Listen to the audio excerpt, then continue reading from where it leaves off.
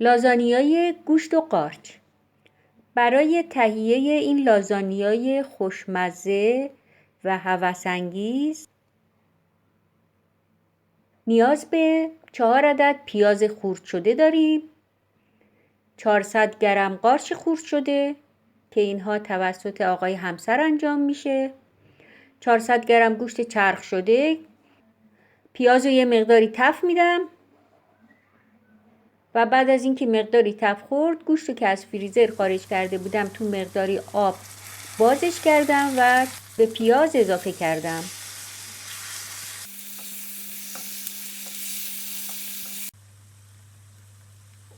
یه مقداری که تف خورد و آب اون گرفته شد، حالا به اون نمک، فلفل و زردچوبه اضافه میکنم. اگر خواستین ادویه‌جات دیگه هم میتونین بهش اضافه کنین. بعد از اینکه مقداری تف خورد، قارچ رو اضافه میکنم و قارچ رو هم یه مقداری با بقیه مواد تف میدم. بعد حدود 2 قاشق غذاخوری رب گوجه فرنگی به اون اضافه میکنم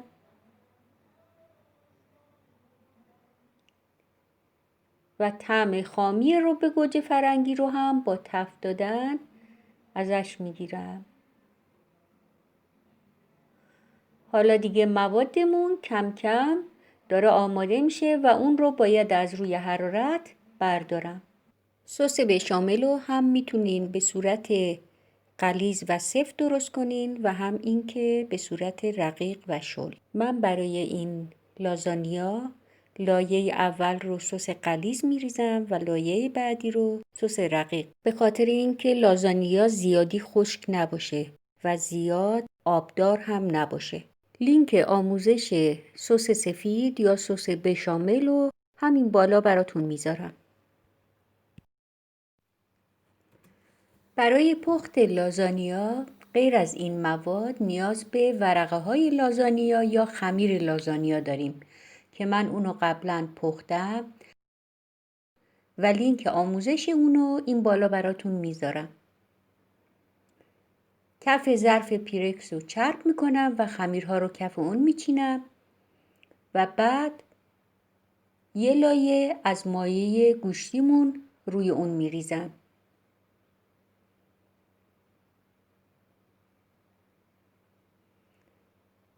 من چون میخوام 2 لایه از مواد گوشتی استفاده کنم، از همون ابتدا مواد گوشتی رو به 2 قسمت میکنم که هر 2 لایه به یه اندازه از این لایه داشته باشن. همینطور تو سطح خود ظرف هم تمام قسمت ها قطرش به یک اندازه باشه. بعد از اینکه مایه گوشتی رو یه لایه ریختم، حالا یه لایه از سس بشامل میریزم که این لایه رو یه مقداری غلیظ پختم.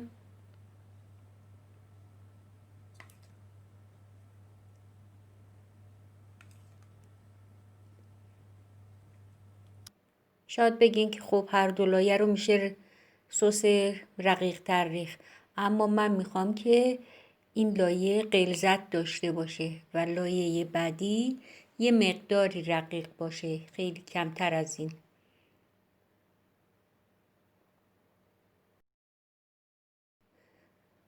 بعد از سس بشامل دوباره باز از خمیر لازانیا روی اون میذارم.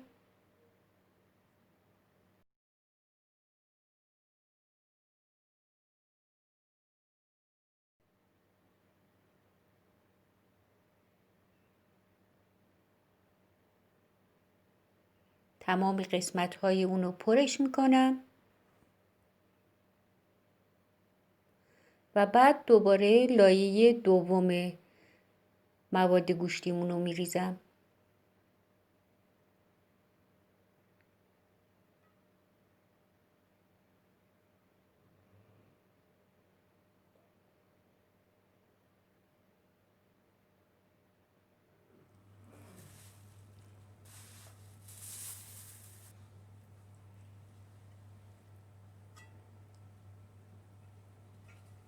حالا اون لایه‌ای که گفتم یه مقدار کمی شلتر درست میکنم، این لایه هستش. به خاطر اینی که یه مقداری موقع پخت آب ماده گوشتیمون گرفته میشه، اما این سس باعث میشه که اون لطافت و نرمی رو لازانیا داشته باشه. لازانیا نباید خشک باشه مثل پیزا. لازانیا باید یه مقداری لطافت داشته باشه و این لازمه لازانیا هستش.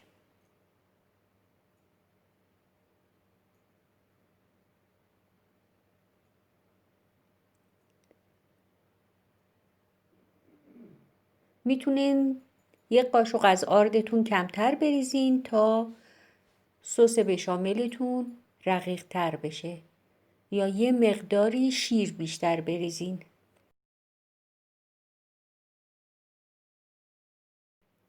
دوباره باز خمیر لازانیا روی اون میذارم.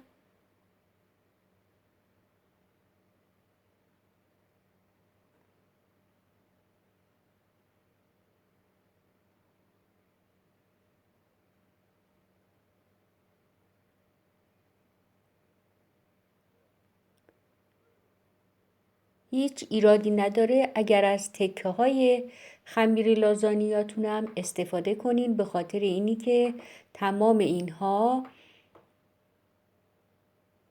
زیر مواد رویی مخفی میشن و لایه اصلی ما که رو دیده میشه پنیر پیتزا هست که الان من یه لایه کامل پنیر پیتزا روی اون ریختم. این هم بقیه خمیر لازانیا که من اونو فریزش میکنم.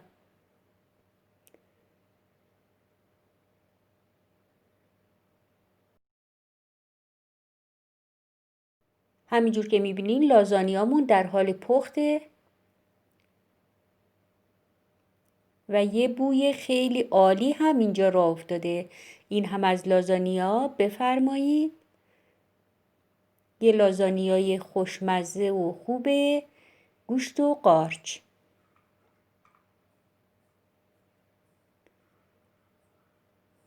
لازانیا رو میتونین داغ سرو کنین یا اینکه اگر دوست داشتین اونو سرد سرو کنین، ولی داغ اون خوشمزه تره و تکه های اون رو هم به اندازه‌ای که مایلید میتونید برش بزنید. سایز ظرفی که من استفاده کردم 27 در 30 سانتی متره و به این ترتیبی که من برش دادم 9 قطعه لازانیا دارم.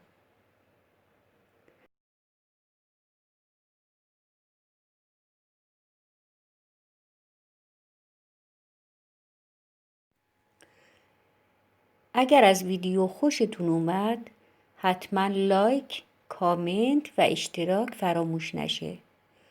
لطفاً کانال منو به دوستاتون معرفی کنین.